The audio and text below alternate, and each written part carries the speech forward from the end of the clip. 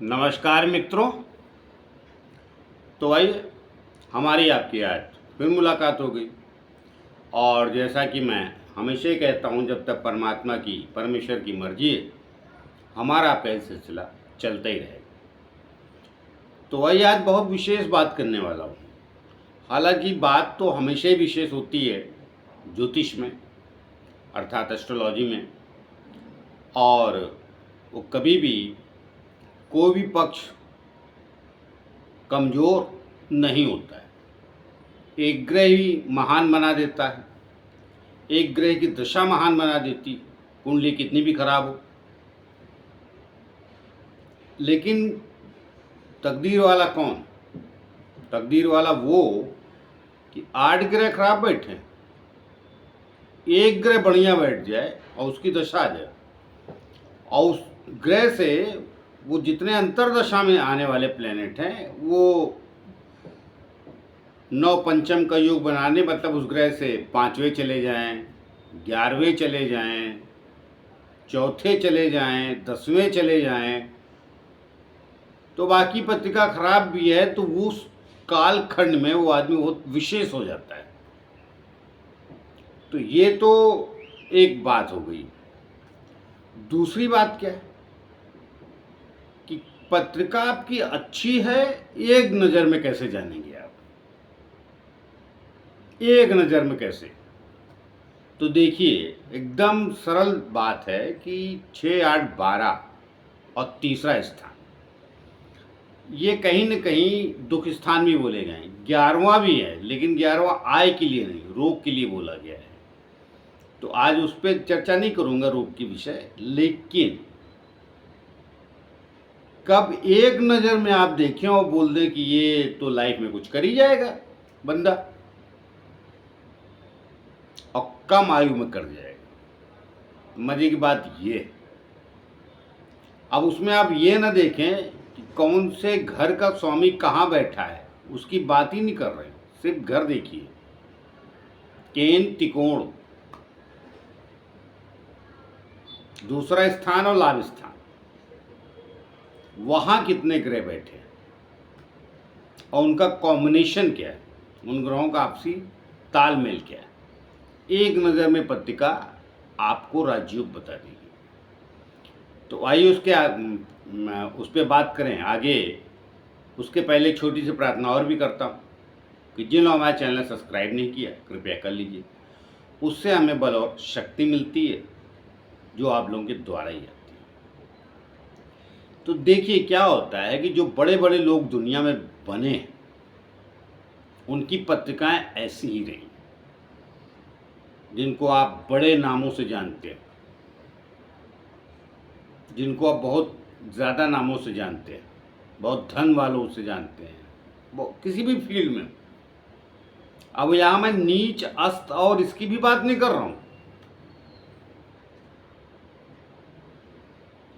विशेष बात यह है कि किन लोगों की पत्रिका में ज़्यादातर ग्रह केंद्र और त्रिकोण से, चलिए बता ही देता हूँ, और थोड़ा अपवाद भी बता दूंगा, तो उसका भी कारण बता दूंगा कि वो क्यों हुए, उसका भी कारण बता दूंगा। तो ये लग्न है आपका, ये केंद्र में 3 जगह लिखा है। तो ये पहला घर, चौथा घर, 7वां घर और 10वां घर, और ये 5वां और ये 9वां घर लिखा नहीं, मैंने बता रहा हूँ ना, और आपको भी पता है, जरा सा भी कोई जानकार है तो उसे पता है। तो और उसके बाद धन स्थान और लाभ स्थान। अब बचा कौन से घर? तीसरा, छठा, 8वां, 12वां। तो जिसकी पत्रिका में ज़्यादा से ज़्यादा ग्रह कहाँ चले जाए? केंद्र और ये 5वां या 9वां घर, 1, 4, 7, 10 और 5वां और 9वां केंद्र त्रिकोण में 7 ग्रह। हाँ भूल गया, धन स्थान और लाभ स्थान भी इनको इंक्लूड। तो ये कितने स्थान हो गए? 4, 2, 6, 2, 8। बचा कौन? 3, 6, 8, 12 इन 4 स्थानों पर ग्रह न जाएं, बाकी इन 8 स्थानों पर ग्रह चले जाएं। अब मैं ये नहीं बता रहा हूँ आपको कि छठे का स्वामी भी केंद्र में गया या लाभ पे गया या धन स्थान पे गया, त्रिकोण, ना ना ना, ना कोई बात नहीं, जाने दीजिए, कोई दिक्कत नहीं है। दुख स्थानों का स्वामी भी, जिनको मैंने बताया तीसरे, छठे, 8वें और 12वें का भी स्वामी, इन केंद्र और त्रिकोण और धन और लाभ स्थान 8 स्थान पे चले जाए। वो आदमी की पत्रिका ऐसे देखिए, एक लाइन में बोल दीजिए, एक दिन महान बन जाओ विदाउट फेल। अब वो किस काल खंड में बनेगा वो तो पत्रिका देख के पता चलेगी कि 28 में बनेगा, 32 में बनेगा, 36 में बनेगा, 42 में बनेगा, 52 में बनेगा या उसके बाद। मगर वो आदमी श्रेष्ठ अवश्य बनेगा अपने जीवन में, जिसके जितने भी ग्रह केंद्र, त्रिकोण, धन और लाभ स्थान में चले जाते हैं, वो आदमी आज नहीं तो कल। और मैं यहाँ आपको ये भी बता देता हूँ, डिग्री क्या है, नीच ग्रह है, अस्त है, कोई माने नहीं रखता है, कोई माने नहीं रखता है, सिर्फ जाने चाहिए। हमारे गुरुजी थे, जब मैं सीखता तो मैं बोला कि यहाँ पे तो अस्त हो गया ग्रह, अपने घर का तो है लेकिन अस्त हो गया शुरू से। तो एक बात कहते थे, अपने घर में तो सोता भी भला, भाड़े के घर में बहुत इनकम वाला भी दुखी रहता है, मगर अपने घर में कम इनकम वाला भी सुखी रहता है।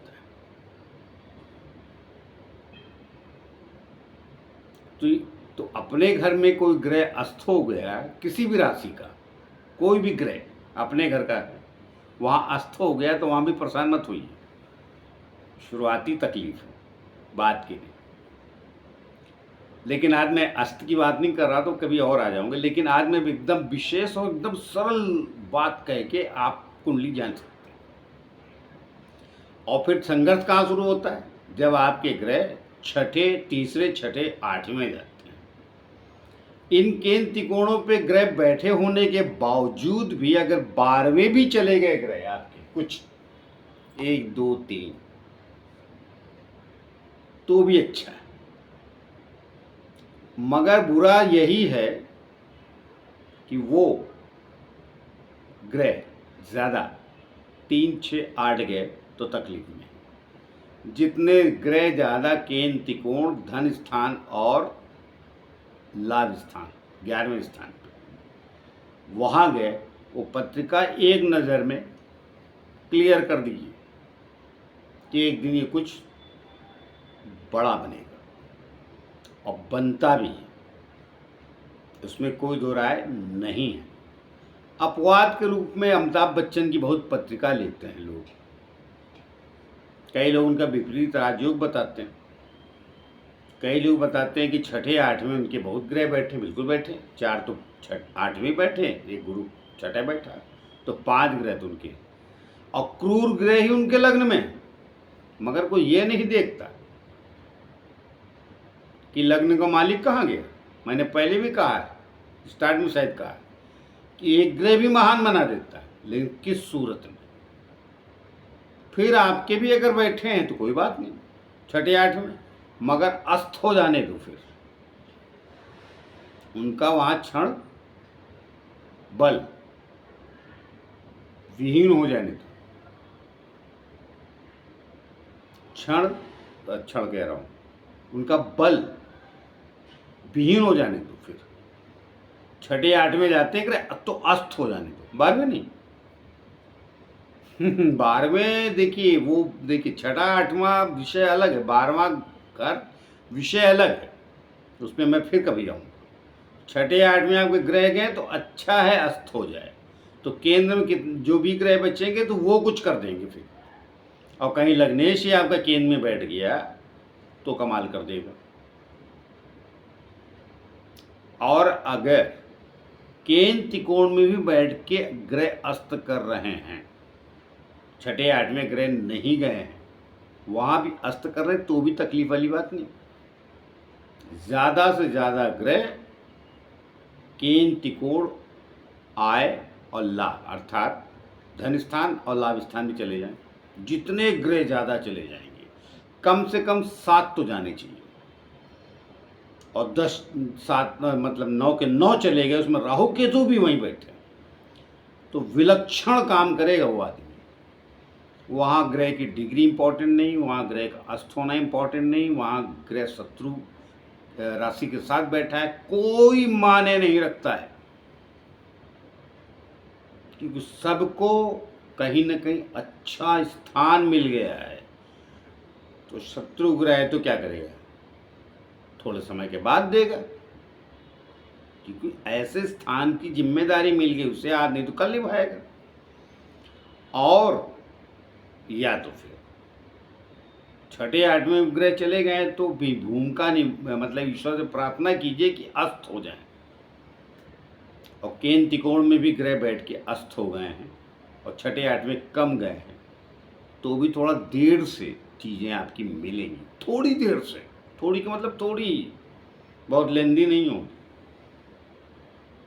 अल्टीमेटली मैं बताया देता हूँ 35 तक तो सफल ही हो जाएंगे। केंद्र में त्रिकोण में भाग्य स्थान, वो धन स्थान या लाभ स्थान पे जितने ग्रह बैठे अस्तोष भी हो गए तो परेशान मत हुई। मैक्सिमम 30 32 35 की एज के बाद तो सफल ही हो जाएंगे। और बाकी जो मैंने कहा छठे आठवें चले गए ज़्यादा ग्रह, तो देख लीजिए लग्न का मालिक या एकाध त्रिकोण का आदमी ग्रह बढ़िया बैठा, उसकी दशा है, तो वो अस्त ग्रह आपका कुछ नहीं बना। लेकिन केंद्र त्रिकोण में और लाभ स्थान में अस्त भी बैठे हैं ग्रह, तो भी परेशान ना हो। किस डिग्री के हैं कोई माने नहीं, किस राशि में बैठे कोई माने नहीं, शत्रु ग्रह ये कोई माने नहीं, होने चाहिए। मैं जितने भी लोगों को देख रहा हूँ, अभी दसियों लोगों नाम, सैकड़ों लोगों नाम ले सकता हूँ, लेकिन लूँगा नहीं। अमिताभ बच्चन के इसलिए नाम दिया है कि जो ये केंद्र त्रिकोण ग्रहों की बात की, तो उसमें एक एक्सेप्शनल मतलब जिसको कहते हैं कि वो अपवाद के रूप में कुंडली कर देते, तो मैंने उसका भी कारण बता दिया कि फिर सारे ग्रह अस्त हो जाए। अमिताभ बच्चन के अष्टम भाव में 4 ग्रह अस्त हो गए, लेकिन क्या तकलीफ नहीं आई। अष्टम की जो दशा चली, पहले शनि की चली, लग्न का मालिक दूसरे चौथे बैठा उनका, उसी की चली 72 से 18-19 साल चली, बाद में बुध की चली। तो अष्टम भाव में बैठा ग्रह अस्त होके भी परेशानी डाला ना, लेकिन अष्टम भाव का स्वामी होकर परेशानी डाला नहीं, वो पंचम भाव का स्वामी होकर परेशानी डाला। अष्टम भाव में तो खुद ही बैठा था उच्च का, और नीच भंगराज योग भी वहाँ लोग बता देते हैं, अरे ऐसा नहीं होता भाई। नीच भंगराज वगैरह वो सब छोड़िए, कॉम्बिनेशन जो होता है ग्रहों का उसे पकड़िए। ये बहुत, देखिए ज्योतिष शास्त्र है तो भाई जो मेरे पास बहद हो रहा शास्त्र है, 665 पन्ने की तो वही है। आपने कितने पन्ने पढ़े? हमने भी 665 नहीं पढ़े, क्यों झूठ बोलूं? लेकिन काफ़ी पढ़ें, अगर पढ़ें तो सब याद है नहीं, मुख्य सूत्र याद रहते हैं, और वो अप्लाई किए मैंने लोगों की कुंडलियों पे, तो पता चला। और फिर अनुभव आपका तब प्राप्त होता है जब आप कुंडलियां देखना शुरू करते हैं। वहाँ भी होता है ज्योतिष 1-2 दिन, 10 दिन, 50 दिन में समझ में नहीं आता है। सीख भी लीजिए 3 महीने का कोर्स, तो भी आपको समझने में अगला 3 से 6 साल और लगने वाला है। ये बात सिखाने वाला भी जानता है और ये बात सीखने वाला भी जानता है, अगर वो समझदार स्टूडेंट है तो मैंने आप क्या सरल भाषा में बताया। दो बातें,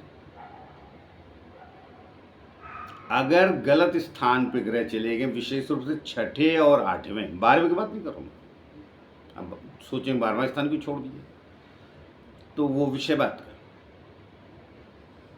लेकिन विशेष रूप से आपसे क्या कहा, छठे आठवें ग्रह चले गए तो अस्त हो जाएं, और नहीं छठे आठवें 12वें के स्वामी भी सब केंद्र त्रिकोण में और धन स्थान और 11वें स्थान पे चले जाएं, तो समस्या थोड़ी देंगे बात का विषय, लेकिन ऊंचाई पक्की है, और विशेष ऊंचाई पक्की जिसे राजयोग सही रूप में कहा जाता है। राजयोग क्या है कि आप जिधर से गुजरे हैं, ऑफिसर जो भी हैं वो आपको सलाम करें ना,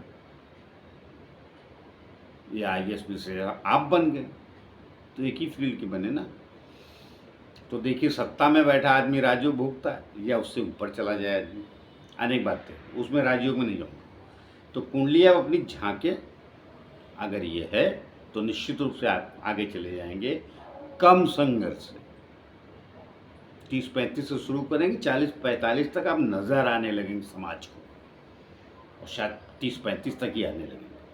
और कई बार तो कुछ मित्र ग्रही ग्रह होते 25-26 से ही दिखने लगेंगे आप, लेकिन पूरे भारत और पूरी दुनिया में देखो ना भाई कितने लोग दिखने लगे।